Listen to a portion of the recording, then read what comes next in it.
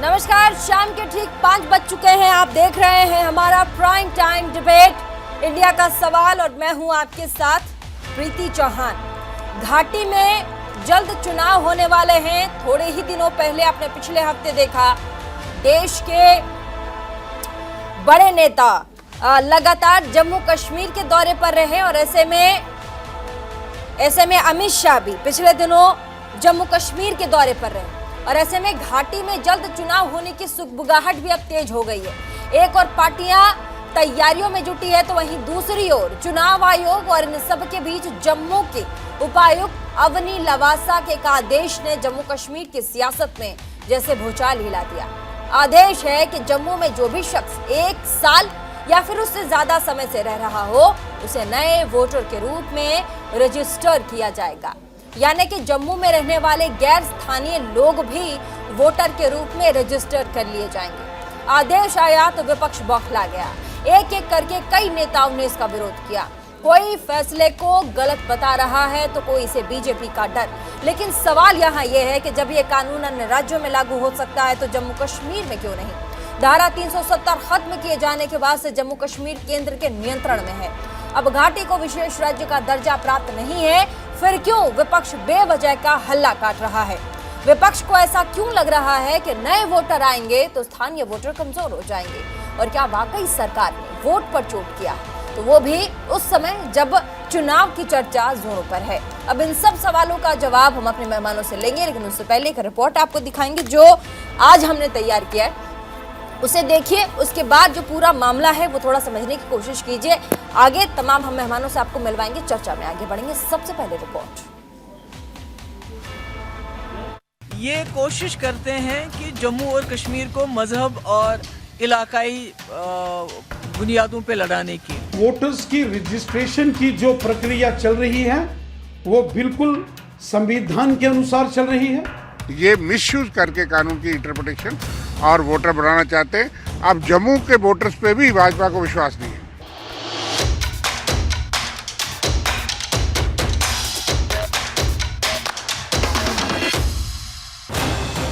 जम्मू कश्मीर में जल्द चुनाव की सुगबुगाहट तेज हो गई है,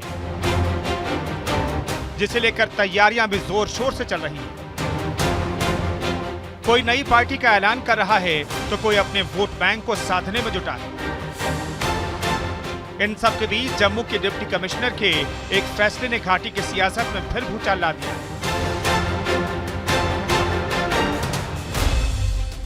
दरअसल जम्मू की डिप्टी कमिश्नर अवनी लवासा ने वोटर रजिस्ट्रेशन के लिए नए आदेश जारी किए हैं। आदेश है कि 1 साल से ज्यादा समय से जम्मू जिले में रह रहे लोगों को मतदाता के रूप में रजिस्ट्रेशन के लिए वेरीफाई करें। आदेश के मुताबिक 1 साल से ज्यादा समय से रहे लोग नए वोटर के रूप में रजिस्टर किए जाएंगे और अगर कोई बाहरी व्यक्ति भी 1 साल से ज्यादा समय तक जम्मू में रहा है तो उसे वोटिंग का अधिकार मिलेगा। भारत में कानून लागू होता है वो जम्मू कश्मीर में क्यों नहीं लागू होगा? अगर ऐसा कोई प्रावधान वहाँ है तो यहाँ भी होना चाहिए। और ये एक प्रथा है कि पहला अपना वोट कटा करके दूसरा तभी अपना वोट बनवा सकता है। इसमें कोई गलत नहीं है कि अगर कोई व्यक्ति यहाँ राज्य सरकार में केंद्र द्वारा भेजा जाता है या केंद्र सरकार के कोई कर्मचारी हैं या सुरक्षा बल है तो उनको वोट बनवाने में कोई अधिकार नहीं। इसमें खामखा उनको चिल्लाने की आती है। अब धारा 370 नहीं है, उनको याद होना चाहिए। हमारे देश का संविधान ये कहता है कि देश का कोई भी नागरिक जिस स्थान पर लंबे समय से रह रहा है वहां की मतदाता सूचियों में वह अपना नाम जोड़ सकता है। The representation of people's act 1951 जो हमारे देश के संविधान का एक महत्वपूर्ण अंश है वो देश के हर एक नागरिक को ये अधिकार देता है। सरकार के इस फैसले का विपक्ष विरोध कर रहा है। विपक्ष का कहना है कि बीजेपी चुनावों से डर रही है। उसे पता है कि वो बुरी तरह हारने वाली है। मोदी सरकार जम्मू कश्मीर की वोटर लिस्ट में 25 लाख नए वोटरों को जोड़ने की कवायद डर की वजह से कर रही है। जम्मू में लोगों का बाहर से सैलाब आएगा जिसकी वजह से न सिर्फ वहाँ का जो डोगरा कल्चर है उसको नुकसान होगा, बल्कि जो वहाँ का कारोबार है, वहाँ की नौकरियाँ हैं, वहाँ के जो हमारे पास जो वसाइल हैं उनके ऊपर डाका डाला जाएगा। ऑलरेडी जम्मू में क्राइम रेट बहुत बढ़ गया है जब से ये सिलसिला इन्होंने शुरू किया है, बाहर के लोगों के लिए दरवाजे खोल दिए हैं। तो मेरा ये कहने का मकसद है कि ये कोशिश करते हैं कि जम्मू और कश्मीर को मजहब और इलाकाई बुनियादों पे लड़ाने की। जम्मू कश्मीर में यहाँ की एक अहमियत हमेशा रही है कि सिर्फ लोकल वोट देने चाहिए, और लोकल वोटर्स को ही, वो चाहे वो कश्मीर में है या जम्मू में है, उनको देने का लोकल वोटर्स को ही हक होना चाहिए। ये मुद्दा पहली बार अगस्त में सामने आया था, जब तत्कालीन मुख्य चुनाव अधिकारी हृदेश कुमार ने कहा था कि मतदाता सूची के विशेष संशोधन के बाद जम्मू कश्मीर को करीब 25 लाख अतिरिक्त मतदाता मिलेंगे।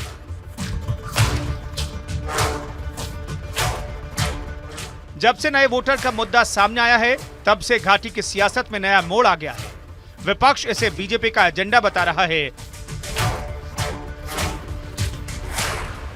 तो बीजेपी की दलील है कि हर वाजिब शख्स को वोटिंग का अधिकार दिलाना ही लोकतंत्र का पहला कर्तव्य है।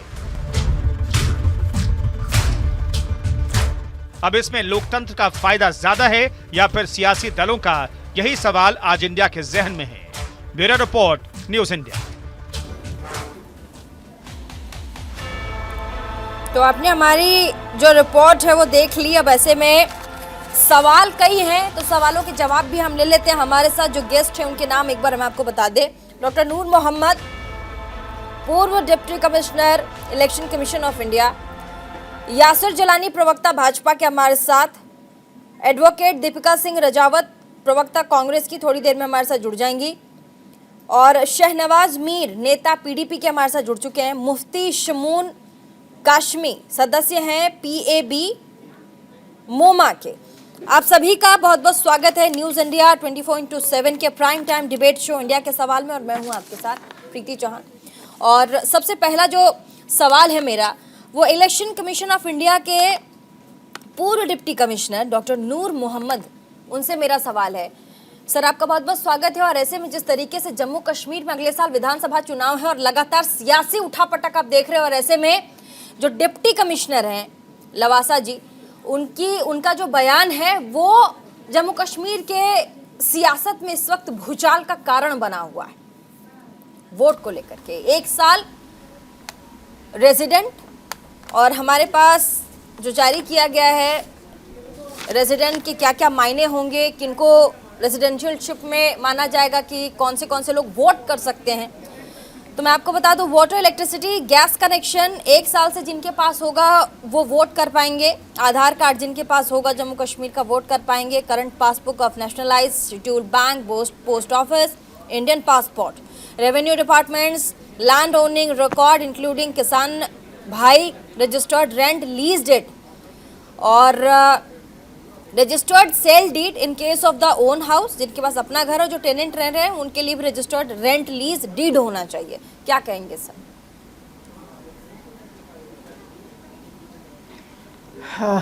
इलेक्शन बेसिकली जो वोटर लिस्ट बनती है वो रिप्रेजेंटेशन ऑफ पीपल एक्ट 1950 के हिसाब से बनती है, 1950 के हिसाब से।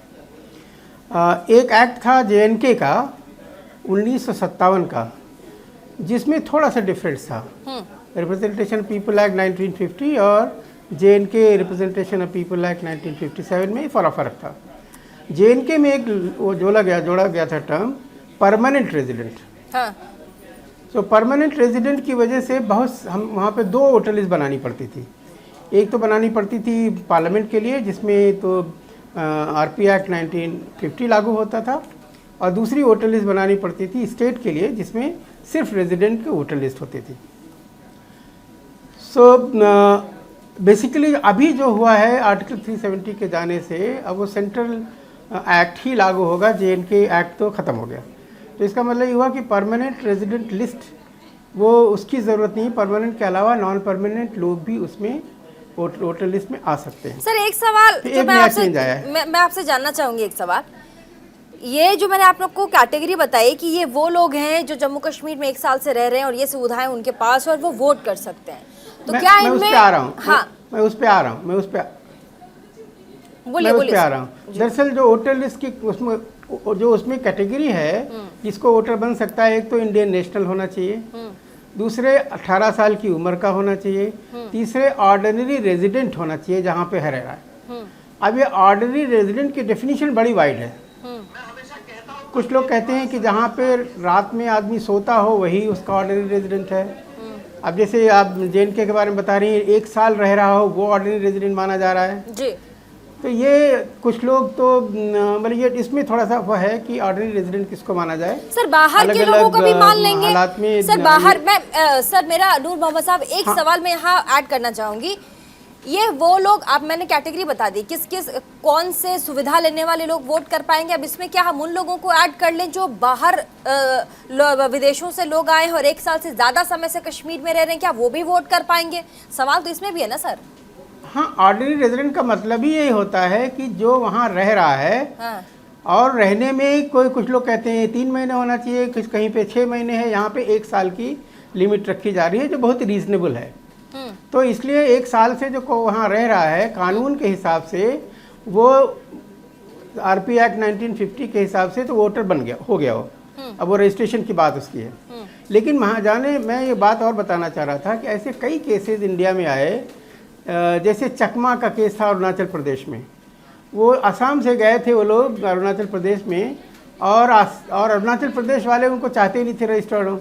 बहुत दिनों तक मुकदमा चला, सुप्रीम कोर्ट गए लोग, अल्टीमेटली सुप्रीम कोर्ट ने कहा नहीं, वो इंडियन नेशनल हैं और जहाँ रह रहे हैं कानून के हिसाब से वहाँ उनको वोटर लिस्ट में जाना चाहिए। तो कानून के हिसाब से जो डिप्टी कमिश्नर जम्मू ने ऑर्डर जारी किया है या जो इलेक्शन कमीशन ने इंस्ट्रक्शंस जारी किए हैं उसमें तो एकदम परफेक्ट है, उसमें कोई गलती और कमी की बात नहीं है। अब पॉलिटिकल एस्पेक्ट क्या है उसमें मैं नहीं जाना चाहता, मैं सिर्फ लीगल एस्पेक्ट पे बता रहा हूँ। तो आप कह रहे हैं लीगल एस्पेक्ट से ये सही है सर, ये आप बता रहे पीर मोहम्मद साहब? हाँ, डेफिनेटली वो सही होगा। अगर आप ऑर्डिनरी रेजिडेंट चाहिए और उसमें भी 1 साल आप लिमिट रख रहे हैं और उसके लिए आपने सबूत कर दिया कि फला कार्ड होना चाहिए, फला एविडेंस होना चाहिए, प्रूव करने के लिए 1 साल का आदमी रह रहा है, तो कानूनी तौर पे तो इसमें तो कोई कमी निकाल नहीं सकता है। अब पॉलिटिकल एस्पेक्ट अलग है, उसमें मैं जैसे मैंने अरुणाचल का केस बताया, अल्टीमेटली पॉलिटिशियंस इसको सॉल्व नहीं कर पाए। नूर मोहम्मद साहब मैं आपके पास आती हूँ। हमारे साथ यासिर जिलानी साहब प्रवक्ता भाजपा के हैं, उसके बाद में PDP के जो हमारे प्रवक्ता बैठे हुए हैं उनके पास भी आऊंगी और उसके बाद हमारे साथ स्टूडियो में मेहमान उनके पास, और उसके बाद हमारे साथ अभी जुड़ी हैं कांग्रेस की प्रवक्ता एडवोकेट हैं दीपिका सिंह रजावत। आपका बहुत बहुत स्वागत है, आप अभी जुड़ी हैं। यासिर जिलानी साहब, आपने नूर मोहम्मद साहब को यहाँ पर सुना, पूर्व डिप्टी कमिश्नर हैं इलेक्शन कमीशन ऑफ इंडिया के, लेकिन अब जो विपक्ष है जम्मू कश्मीर में, जो पार्टी है चाहे वो PDP हो, नेशनल कॉन्फ्रेंस हो, उनका कहना है कि ये सिर्फ त्वरित रूप से अगले साल विधानसभा में जो जम्मू कश्मीर में विधानसभा चुनाव होने वाले हैं उसको सेंटर में रखकर उसको फायदा पहुंचाने के लिए ये पूरा प्रकरण किया जा रहा है ताकि ज्यादा से ज्यादा लोग जम्मू कश्मीर में आएं और वो वोट करें। और पहले से जो लोग ये इसकी तैयारी भाजपा पहले से ही कर रही है। यासिर जिलानी साहब।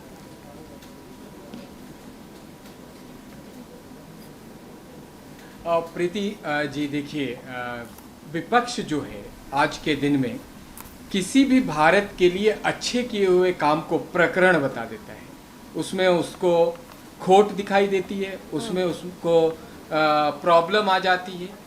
ये इनके दिमाग में अभी भी जम्मू एंड कश्मीर को लेके 2 निशान, 2 संविधान, 2 झंडे, ये अभी उसी ख्याल में हैं, उस ख्याल से निकल नहीं पा रहे। जबकि उन्हें इस बात का एहसास हो गया है कि जब से 370 ख़त्म हुआ है कश्मीर बदल गया है। कश्मीर में जिस तरीके से पर्यटन का अभी जो डाटा आया था कि आज़ादी के बाद सबसे ज़्यादा पर्यटक कश्मीर पहुँचे, क्यों पहुँचे?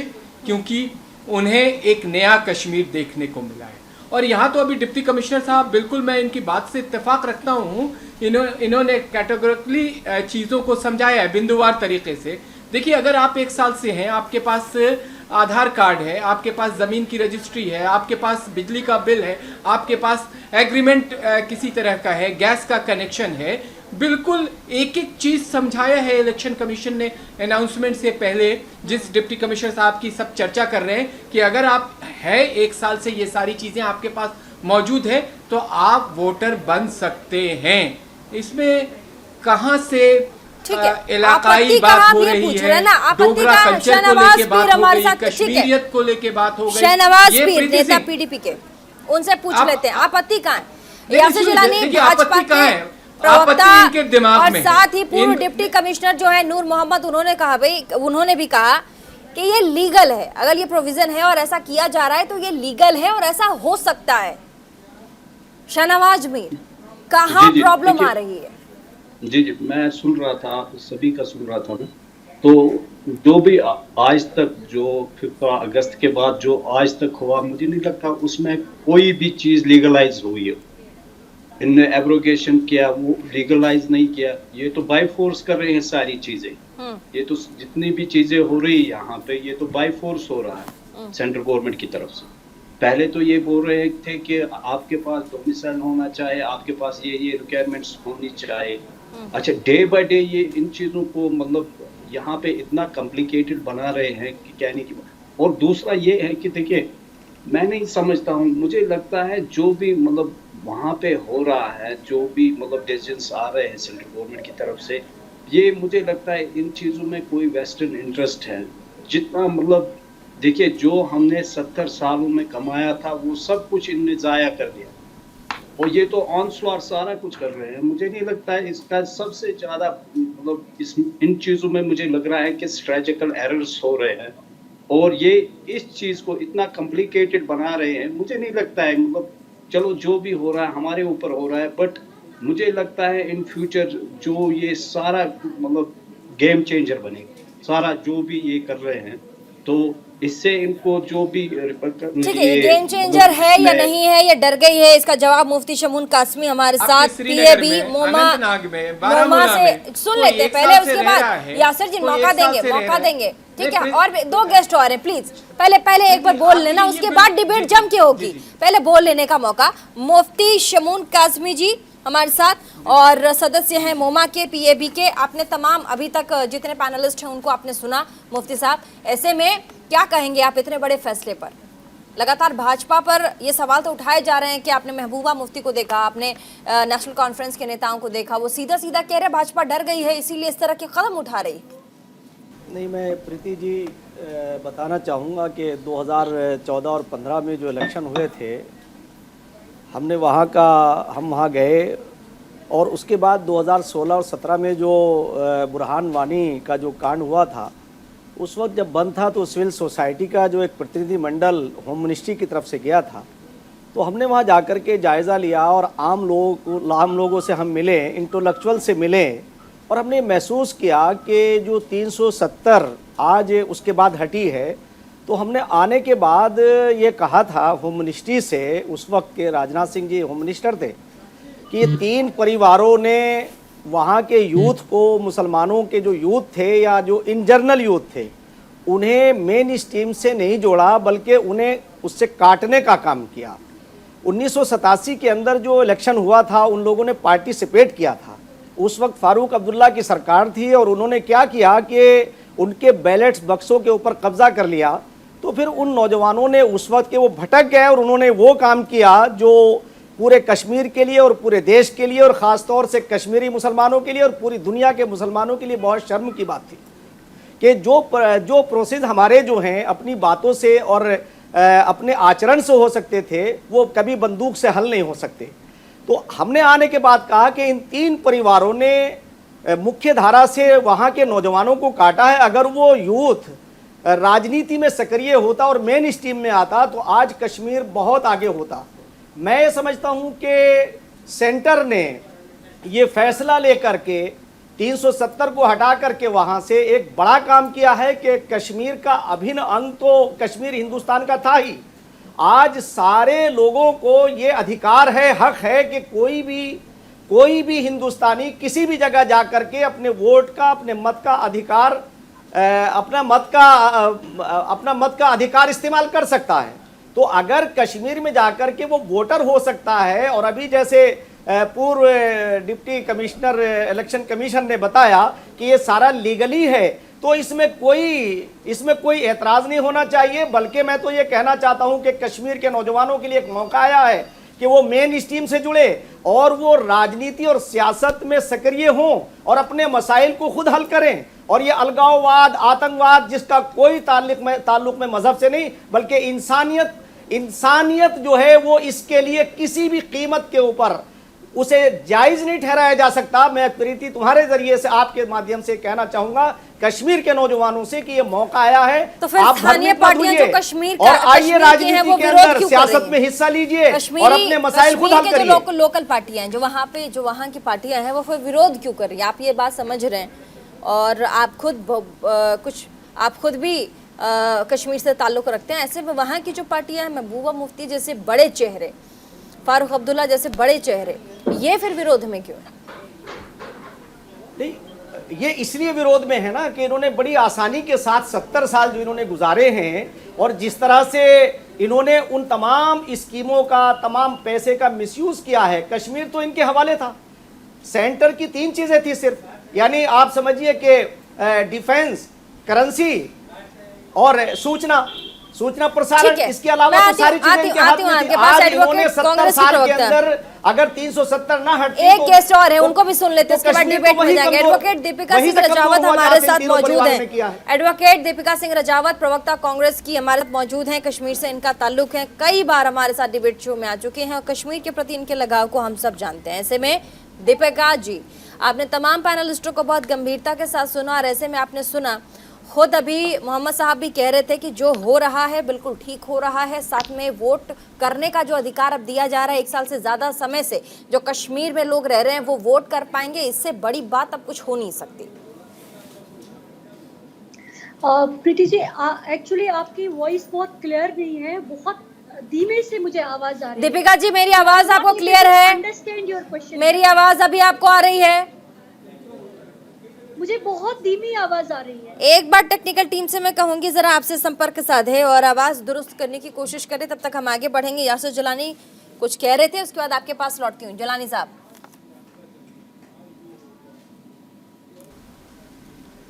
यासर जलानी। नहीं, मेरा पीडीपी के नेता ने जो बात कही है, जो अभी आप एडिटोरियल पैकेज दिखा रहे थे, एडिटोरियल पैकेज में आप महबूबा मुफ्ती का जो बयान दिखा रहे थे, जिन्होंने कल्चर के ऊपर प्रहार की बात करी, तो ये दुष्प्रचार क्यों वहाँ के थोड़ा तेज बोलेंगे जलानी साहब, थोड़ा तेज बोलेंगे।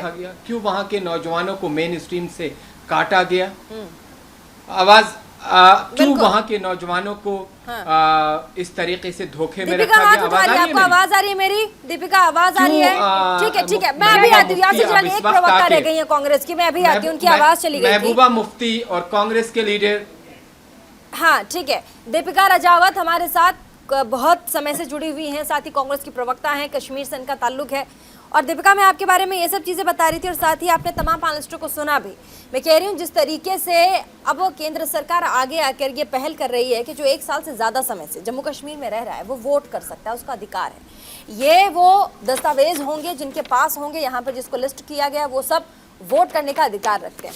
इलेक्शन कमीशन के पूर्व जो कमिश्नर हैं, एक्स डिप्टी कमिश्नर है, वो हमारे साथ यहाँ मौजूद है। उन्होंने भी कहा कि लीगल है। उसके बाद सवाल कहाँ बच जाता है दीपिका? प्रीति, आई वांट टू अंडरस्टैंड एक चीज जो मैं अंडरस्टैंड करना चाहती हूँ। सबसे पहले थोड़ा तेज बोलेंगे दीपिका, थोड़ा तेज बोलेंगे। हाँ, मैं ये अंडरस्टैंड करना चाहती हूँ कि किस कानून के अंदर आप इसको लीगलाइज कर रहे हो। That is my first question. Second question जो मेरा ये है कि ये 25 लाख लोग कौन है जो जम्मू कश्मीर में आके वोट डालने का जिनको आप राइट दे रहे हो, ये कौन वो 25 लाख लोग है? तीसरा क्वेश्चन मेरा ये है कि ये 25 लाख लोग, हमारे यहाँ 90 कॉन्स्टिट्यूएंसीज है, 90 कॉन्स्टिट्यूएंसीज है। ये 25 लाख लोग उन 90 कॉन्स्टिट्यूएंसीज में किस किस एरिया को बिलोंग करते हैं? फोर्थ क्वेश्चन मेरा ये है कि ये लोग जो है ये अपने एरिया से कब विड्रॉ हुए और ये इन्होंने जम्मू कश्मीर में कब एप्लीकेशन दिया खुद को एनरोल करने के लिए? अपने में 3-4 चीजें हैं प्रीति जी जो कि बहुत सीरियस है। सी, मेरे one of the panelist just said कि लॉफुल मैनर में या फिर अनलॉफुल मैनर में। आप किस मैनर में इस एक्सरसाइज को कंप्लीट करवाती हो। मेरा एक बहुत इंपॉर्टेंट क्वेश्चन है, आज तक इंडिया में ये एक्सरसाइज कितनी स्टेट्स में हुई या फिर कितनी यूटीज में हुई? Which is a very valid question, and I want to ask this question to everyone, right? Second, जो लोग यहाँ पर वोट डालने आ रहे हैं, वो किन जगहों को बिलोंग करते हैं? इनके पास कैसे पता चला कि ये 25 लाख लोग हैं? ठीक है, राइट? और वो उन्होंने किन सर्कमस्टांसेस में अपने इलाकों में खुद को विड्रॉ किया? राइट? कोई ग्राउंड तो होना चाहिए विड्रॉ करने का। And one technical question, PTG, that I want to say, almost all states में इलेक्शन हो गया है, कुछ स्टेट्स में और इलेक्शन होने वाला है। कहीं ये वो लोग तो नहीं है जिन्होंने हाल ही में अपनी स्टेट्स में इलेक्शन किया, वहां वोट दिया? अब जम्मू कश्मीर में अगर जनवरी दिसंबर में इलेक्शन होता है, दिसंबर जनवरी में इलेक्शन होता है, तो यहाँ पर भी वोट देने की बात कर रहे हैं। क्या ये वो लोग हैं? दीपिका जी, आपके सवालों का जवाब हम तमाम मेहमानों से लेंगे। पहले यासिर जिलानी, उसके बाद फिर हमारे साथ जो पूर्व डिप्टी कमिश्नर इलेक्शन कमीशन के, उनसे लेंगे। लेकिन छोटे से ब्रेक के लिए फिलहाल रुकेंगे। ब्रेक के बाद लगातार आपका ये जो prime time debate show India का सवाल, ये हम जारी रखेंगे और अपने मेहमानों से उन तमाम सवालों के जवाब लेंगे जो आपके जहन में है। रुकेंगे छोटे से ब्रेक के लिए।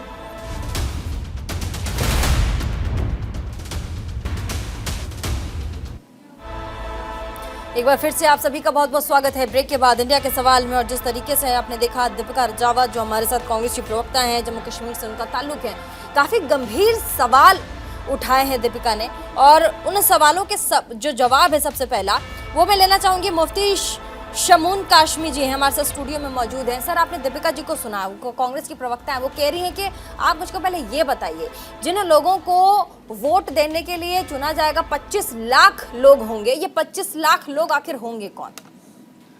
ये प्रीति, ये सब हिंदुस्तानी होंगे और एक इंडिया श्रेष्ठ इंडिया, यानी एक भारत श्रेष्ठ भारत।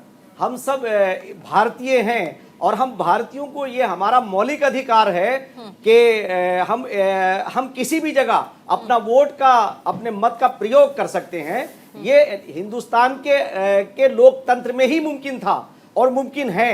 अगर हम आज कश्मीर हमारा है, हम कश्मीर के हैं और कश्मीरी भी हमारे हैं। मैं तो ये कहना चाहता हूं कि मेन स्ट्रीम में आना चाहिए ये तीन परिवार जो वहाँ, यानी अब्दुल्ला परिवार कांग्रेस का और दूसरा जो है महबूबा मुफ्ती का, इन्होंने मेन स्ट्रीम से नौजवानों को काटा। उसका नतीजा ये हुआ कि वो अलगाववाद की तरफ चले गए। मैं तो आज ये कहना चाहता हूं कि हम ठंडे मुल्क के, हमारा मुल्क इतनी खूबियों से लबरेज है, भरा हुआ है कि अगर किसी को सर्दी में गर्मी चाहिए तो वो कश्मीर जाए, और अगर सर्दियों में किसी को गर्मी चाहिए तो वो दिल्ली आ जाए। और ऐसा ही होता है, आदान प्रदान होता है। हमारे कश्मीरी भाई अब दिल्ली आने शुरू होंगे, यहाँ वो आकर के बसेंगे, और जब गर्मी होती है तो हम लोगों का भी पूरा अधिकार है कि हम जाकर के वहां रहें, एंजॉय करें। तो ये हमारे देश की खूबसूरती है, और ये खूबसूरती हमारे उस मालिक के कायनात जिसने पूरी दुनिया को बनाया है, वो ईश्वर, अल्लाह, खुदा, गॉड, उसने सारी जितनी खूबियां पूरी जानी, जितनी फैसिलिटीज आधी दुनिया को दी है, उतनी अकेले भारत को दी है। अभी नूर मोहम्मद साहब ने बहुत खूबसूरती के साथ बताया कि भाई इसमें जो है ये अपने अलग अलग कितने दिन के लिए आप उसे बताते, 1 साल या 2 साल या 6 महीने। अगर 1 साल कोई पूरा कर रहा है और वो कश्मीर में रहता है तो उसे वहीं वोट डालने का अधिकार होना चाहिए। उसे किसी नेता को उसके ऊपर ऑब्जेक्शन नहीं होना चाहिए। और क्या आप ये समझते हैं कि ये सारे के सारे भारतीय जनता पार्टी को ही वोट देंगे? भाई आप अपना कोशिश करिए कि उन 25 लाख लोगों में अगर वो 25 लाख लोग आते तो आप अपना आचरण, अपना चरित्र ऐसा दिखाइए। कई लीगल सवाल पूछे हैं दीपिका ने, कई लीगल सवाल है। एक बार मैं पूर्व डिप्टी कमिश्नर हमारे साथ इलेक्शन कमीशन के सर हाथ भी उठा रहे हैं। दीपिका के सवालों को सर आपने भी सुना, नूर मोहम्मद साहब वो कह रही थी कि ठीक है 25 लाख लोग तो हैं, कहाँ से डिपार्ट हुए हैं, कहाँ से निकल कर उठकर आए हैं, कौन सा राज्य वो है, क्या उसका प्रूफ भी दिखाएंगे, या ऐसे ही वो 25 लाख लोगों को आप ऐड कर लेंगे वोटर लिस्ट की सूची और बोल देंगे कि आके वोट करते? सर नूर साहब, ये बहुत इम्पोर्टेंट इशू है। दरअसल डिस्कशन इसी पे ज़्यादा होना चाहिए था, बजाय इसके की पॉलिटिकल एस्पिरेशन। नहीं बिल्कुल सर, 25 लाख लोग जो कौन पहली बात जो मैंने कही, मैं आ रहा हूँ उसी पे कह रहा हूँ कि ये बहुत इम्पोर्टेंट सवाल है। जब मैंने कहा कि ये कानूनी तौर पे सही है, वो इस बात को मान के कहा कि आर्टिकल 370 नहीं है। कल के दिन अगर सुप्रीम कोर्ट कोई और व्यू लेता आर्टिकल 370 पे तो हालत एकदम बदल जाएगी। तो वो बात अंडर द कंडीशन है, इस हालत इसमें है, इस शर्त के साथ है 370 कंटिन्यू करना होना कंटिन्यू कर रहा है। दूसरी बात ये कि ये 25 लाख जो आएंगे वो कहाँ से आएंगे। अगर आप देखिए तो अभी बहुत सारे जो कश्मीरी पंडित हैं जो दिल्ली में हैं या जम्मू में हैं या उधमपुर में है और दीगर जगहों पे हैं, हाँ। वो लोग अभी भी वोट करते हैं कश्मीर में, उनके लिए अलग से पोलिंग स्टेशन बनाया जाता है, तो वो तो ऑलरेडी वहाँ रहेंगे, उनकी वजह से बढ़ेगा नहीं। दूसरी बात आती है कि जो टूरिज़्म के लिए या खेती के लिए जो लेबर जाते हैं वो कितने होंगे। गवर्नमेंट एम्प्लॉयज़ बहुत ज़्यादा नहीं बढ़ गए होंगे इस पीरियड में। मेन चीज़ जो बढ़ी होगी वो आर्म पर्सनल होंगे। आर्म पर्सनल के बारे में एक केस आया था असम में, असम राइफल्स के लोगों ने नागालैंड में रजिस्टर किया था अपने को, और वो लोगों ने अपोज किया था कि ये असम के रहने वाले हैं, यहाँ सिक्योरिटी फोर्सेस बहुत हैं, इस वजह से यहाँ का पूरा बैलेंस बिगड़ रहा है। सुप्रीम कोर्ट ने कहा था कि नहीं, अगर ये चूँकि इंडियन नेशनल्स हैं, वहाँ रह रहे हैं बहुत दिनों से, लॉ के हिसाब से उनको रजिस्टर होना चाहिए। फिर उसके बाद फिर इलेक्शन कमीशन ने उसमें कहा कि भाई उनको रजिस्टर होना चाहिए, उसमें एक शर्त लगा दी। उन्होंने कहा कि सफिशिएंट पीरियड के लिए वहाँ होना चाहिए, नंबर 1। नंबर 2, जो टेन्योर पोजीशन है उनके लिए कम से कम 3 साल रहना चाहिए। तो ये देख के एक साल हरियाणा और पंजाब उसमें चले गए हाई कोर्ट में, और उनका नाम था ब्रिगेडियर हरदीप सिंह गुमान। तो वो कोर्ट में गए और हाई कोर्ट ने ये कहा कि ये बात सही है कि बॉर्डर एरियाज़ में सिक्योरिटी फोर्सेस बहुत होते हैं, अगर वो वहाँ रजिस्टर करेंगे अपने को तो वहाँ का जो बैलेंस है, जो इलेक्टोरल बैलेंस है वोटर्स का, वो बिगड़ सकता है, और इसलिए जो कंडीशन इलेक्शन कमीशन ने लगाई है वो जायज़ है। अब वो मैटर अभी सुप्रीम कोर्ट में भी 2 मामलों में गया हुआ है, अभी उसमें शायद मुझे पता नहीं कि उसमें फैसला हुआ कि नहीं हुआ। तो कहने का मतलब ये कि जो कई लाखों लोग सिक्योरिटी फोर्स के से हैं, कुछ लोग कहते हैं 8 लाख है, कुछ लोग कहते हैं 10 लाख हैं, तो सिक्योरिटी फोर्सेस का नंबर बहुत ज़्यादा है, और मेरे ख्याल से उनकी वजह से शायद लोगों में हो, और लोग कह नहीं पा रहे हैं, उसकी वजह से शायद लोगों में बेचैनी हो। लेकिन ये जब घोषणा लवासा जी ने किया, जब ये घोषणा, सर एक सवाल मैं पूछना चाहूंगी, जब लवासा जी ने घोषणा किया तो वहाँ मेंशन क्या था कि हमारे जो फोर्सेस हैं, फोर्सेस की वजह से हम ये अनाउंसमेंट कर रहे हैं कि तमाम फोर्सेस हमारे यहाँ रहते हैं तो उनको रजिस्टर्ड कर लिया जाए और ये वो यहाँ वोट कर सकते हैं। मुझे नहीं पता। यासिर जिलानी साहब शायद ये कहा कि 1 साल के। हाँ, क्या सर, बोलिए सर, अपनी बात कंप्लीट कीजिए सर। नूर साहब बात कंप्लीट कीजिए। नहीं, मैं कह रहा था कि उन्होंने ये कहा कि 1 साल से जो भी रह रहा है, लेकिन मुझे लगता है कि मेन जो 25 लाख में जो मेन नंबर आने की बात होगी, पहली बात ये नंबर किसी तरह से फैक्ट नहीं है कि किस एरिया में कितने लोग आएंगे।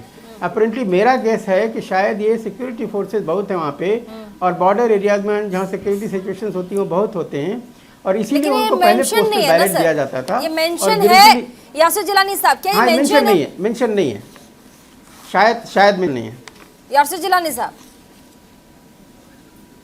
जी। प्रीति, आपने नूर साहब को भी सुना, और मैं भी सवाल, दीपिका जी ने सवाल रेज किया कि 25 लाख लोग जो वोट करेंगे ये कौन है, कहाँ से डिपार्ट होके आ रहे हैं, राज्य में कहाँ से ये लोग आएंगे जो वोट करेंगे, जिनको वोटर मतदाता सूची में उनको ऐड किया जाएगा और बाद में वो वोट करेंगे। सर ने भी कहा कि ये वो लोग हो सकते हैं जो हमारे फोर्सेस के लोग हैं, क्योंकि पूर्वोत्तर के राज्यों में कई बार ऐसा देखा गया।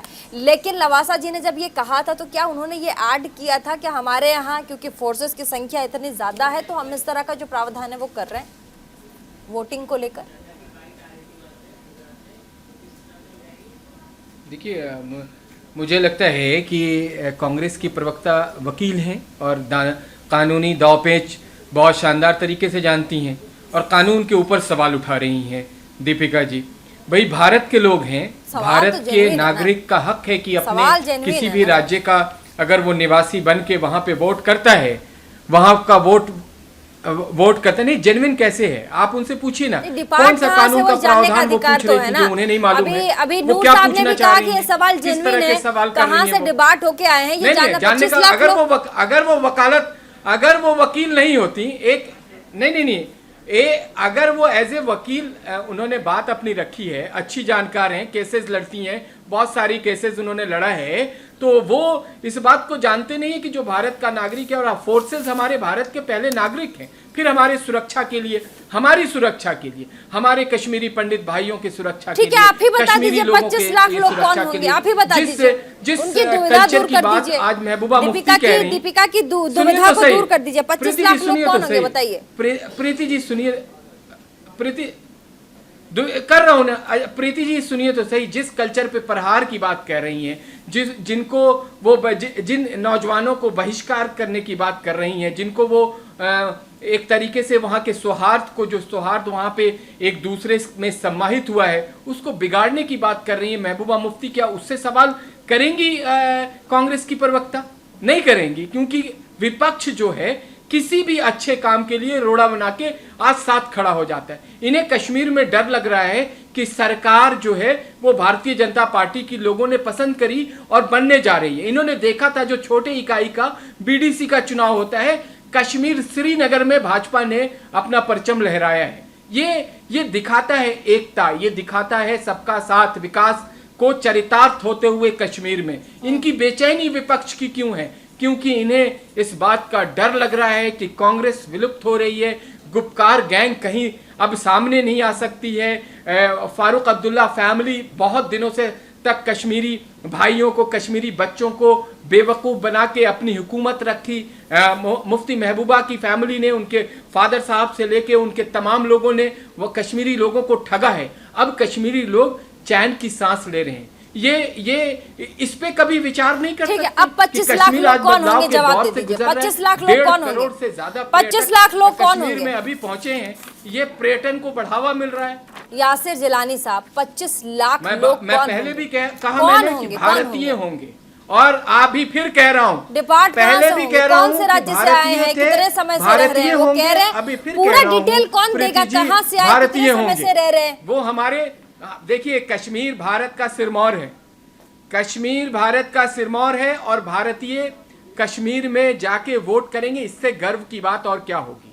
अब आप इनसे पूछिए कि ये क्या कहना चाह रही हैं, ये कौन से कानून को पूछना चाह रही हैं, कि किस कानून के प्रावधान की जो ये बार बार दुहाई और चर्चा दे रही हैं, उसमें क्या ये इन्हें पसंद नहीं, कांग्रेस पार्टी को पसंद नहीं है कि अगर वहां पे सिक्योरिटी फोर्सेस, वहां पे काम करने वाले ऑफिसर, वहां पे जो भारत के अलग अलग विपक्ष सवाल उठा रहा है। यासिर जी सवाल सुन लीजिए, सवाल वो अगर वोटर बनेंगे, यासिर जी सवाल सुन लीजिए, सवाल कश्मीर सुनिए, मैं आपके जी, विपक्ष सवाल उठा रहा है कि बाहरी से वोट डलवाएंगे और मुख्यमंत्री बनवाएंगे। डर गई है भाजपा, इसीलिए इनके पास अपने लोग नहीं है जो कश्मीर के जो इनको वोट करेंगे। नहीं। इसीलिए 25 लाख बाहर से लोग लेके आएंगे, अच्छा ये बताइए क्या ये तय है कि बाहरी लोग, बाहरी कौन? जम्मू कश्मीर के बाहर के लोग, बाहरी मतलब विदेश का आदमी थोड़े होगा। जो हमारे एक राज्य है जम्मू एंड कश्मीर, नहीं बाहर के लोग में, अच्छा एक बात बताइए, बंगाल में चुनाव हुआ था तो बंगाल के लोगों ने गुजरात के लोगों को बाहरी बोल दिया था, वही है बाहरी लोग। कश्मीर में काम कर रहे हैं, जिनके ऑफिसर, ये तो बंगाल का कल्चर है। कश्मीर में जो ऑफिसर काम कर रहे हैं, पुलिस फोर्सेस के लोग काम कर रहे हैं, और सिक्योरिटी फोर्सेस के लोग काम कर रहे हैं, अलग अलग डिपार्टमेंट में लोग काम कर रहे हैं, क्या उनका वोट देने का राइट नहीं है? वो वोट देंगे, वो कश्मीर में रह रहे हैं, और उनके पास एक बहुत स्थिति साफ है।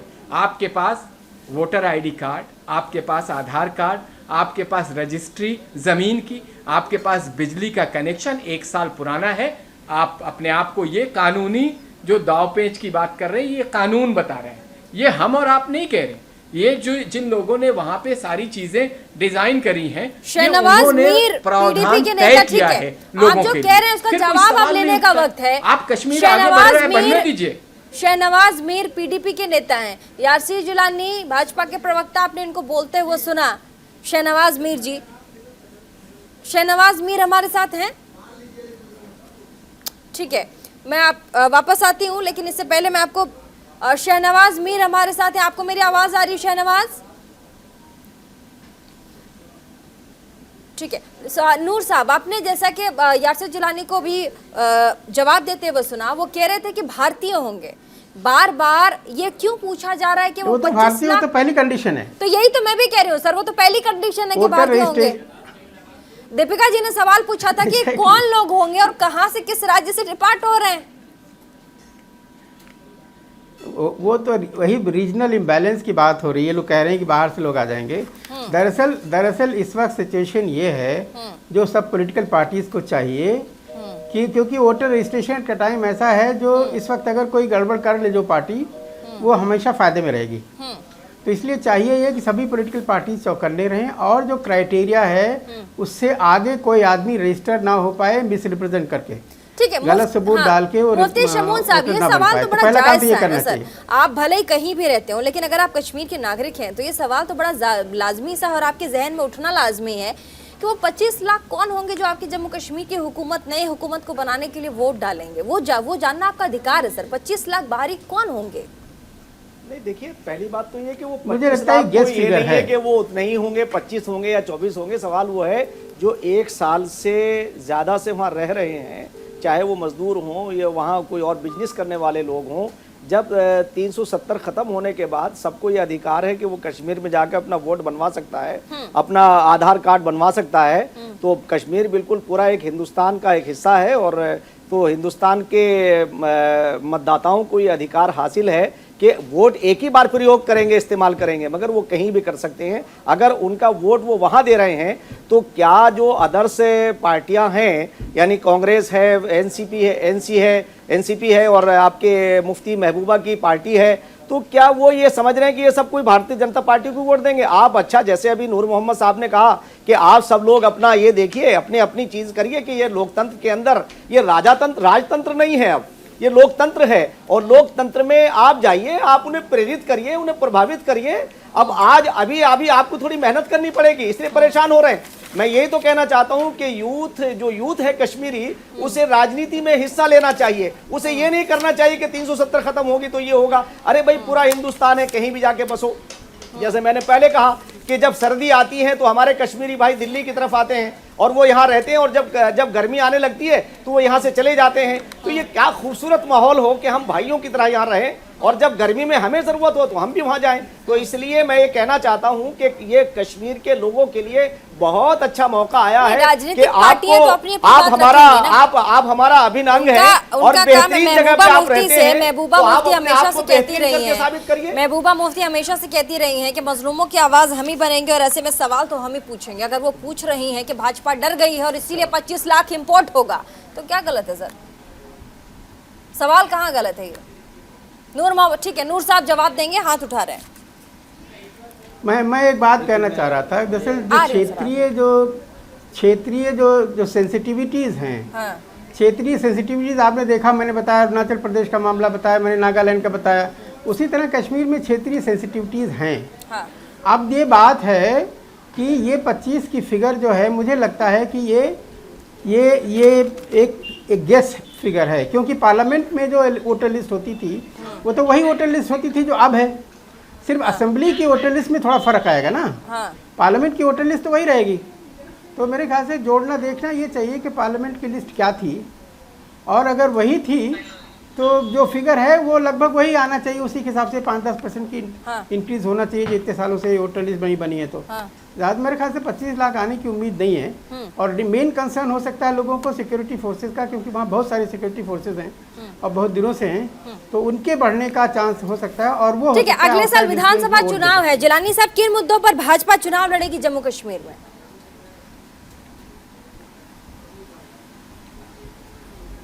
हमारा तो एक ही मुद्दा है, विकास का। विकास के ऊपर हमारा मॉडल है और विकास कह रहा है कि भाजपा कौन से वो काम करके दिखाया है। कौन से विकास के मॉडल की बात करती है?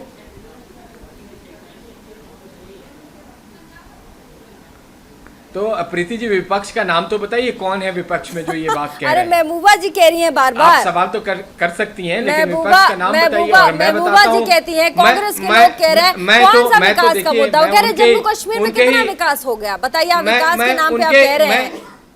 मैं उनके जिलानी साहब, आप जवाब इतना अच्छा देते हैं, सवाल पूछने वाला घूम जाए कि सवाल क्या पूछ रहा है।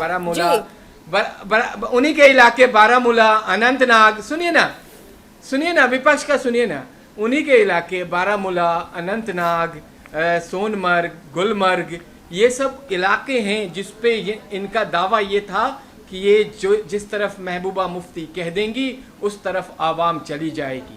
वो आवाम अब इन्हें आंखें दिखाने लगी है, वो नौजवान कश्मीरी अब वो सामने आने लगे हैं और वो अपने हक की बात करते हैं। उन्हें ये एहसास हो गया कि इन परिवारों ने वहाँ तो बड़े बड़े बागीचे सेब के और बड़ी बड़े किले वाले मकानात बना के खुद रहे और कश्मीरी जो गरीब भाई थे उनको भारत के दूसरे राज्यों में शाल और ड्राई फ्रूट बेचने के लिए मजबूर कर दिया। उस वक्त इन लोगों ने कभी नहीं सोचा उनके दुख और दर्द का कि जो टूरिस्ट जाता है सोनमर्ग और खच्चर वाला जो कश्मीरी गरीब मजदूर है, सुन लीजिए, ये बहुत ही प्रीति एक बात सुन लीजिए मेरी, मैं एक कश्मीर का दर्द आपको बता रहा हूँ। सोनमर्ग में अगर एक सुबह खच्चर वाला जो टूरिस्ट का इंतजार करता है और अगर उसके खच्चर पे वो जो पर्यटक जाता है वो नहीं बैठ पाता है तो उसको शाम तक उसका नंबर नहीं लगता है और उसके शाम तक खाने कैसे वो अपने बच्चों को खिलाएगा उस पर सोचने के लिए मजबूर हो जाता था। उन कश्मीरियों के लिए कभी फारूक अब्दुल्ला ने, कभी पीडीपी के नेता ने, कभी अलगाववादी नेताओं ने नहीं सोचा। हाँ, इनके श्रीनगर में आपको महल दिखाई देगा, इनका ऑर्चर्ड दिखाई देगा, इतना बड़ा बड़ा। अब एक सवाल जो महबूबा मुफ्ती की तरफ से है, जो जिन्होंने सवाल उठाए हैं, एक सवाल महबूबा मुफ्ती की तरफ से कह रही है कि स्थानीय लोगों को कमजोर करना चाहती है भाजपा, तो स्थानीय लोगों को अगर आप कमजोर कर देंगे, महबूबा मुफ्ती कहती है कि स्थानीय लोगों को कमजोर करने के मंसूबे से भाजपा यहाँ कदम रख रही है और ऐसे में किस विकास की बात करते हैं?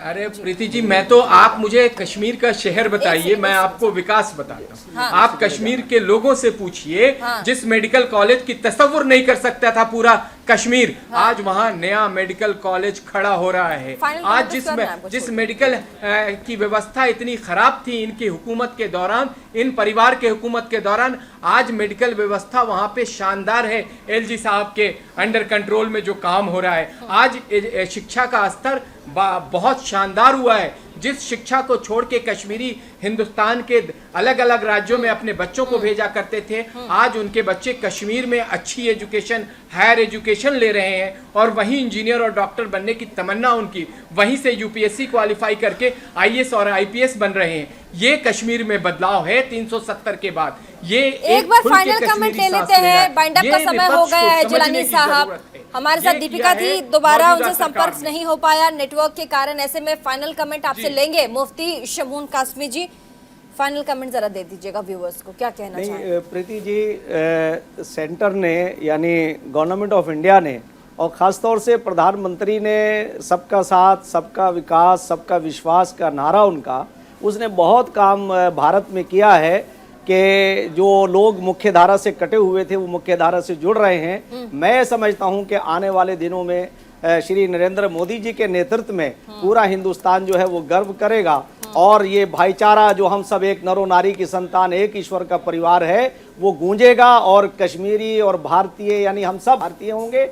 ये नरेंद्र मोदी जी ही कर सकते थे और उन्होंने किया है। इसके लिए मैं समझता हूं कि आने वाले दिनों में कश्मीर के लोग, कश्मीर का यूथ वो मेन स्ट्रीम से जुड़ के वो भी राजनीति में अपना भविष्य तलाश करेगा, जैसे इन तीनों परिवारों ने उन्हें काट करके अलग करके किया था। मैं समझता हूं कि कश्मीरी यूथ को अब राजनीतिक तौर से अपने मसाइल को हल करने की तरफ आना चाहिए। पूर्व deputy commissioner election commission of India doctor Noor Mohammad sir, final comment दीजिएगा।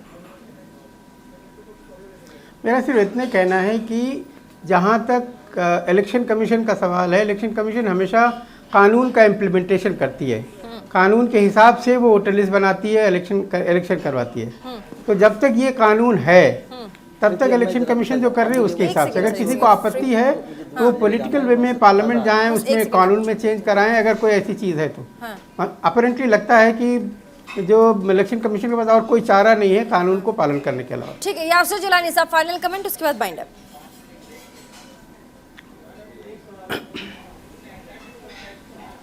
प्रीति जी, मुझे लगता है कि ये बहुत ऐतिहासिक एक फैसला है और कश्मीर के लोगों को इससे बड़ा फ़ायदा होने जा रहा है।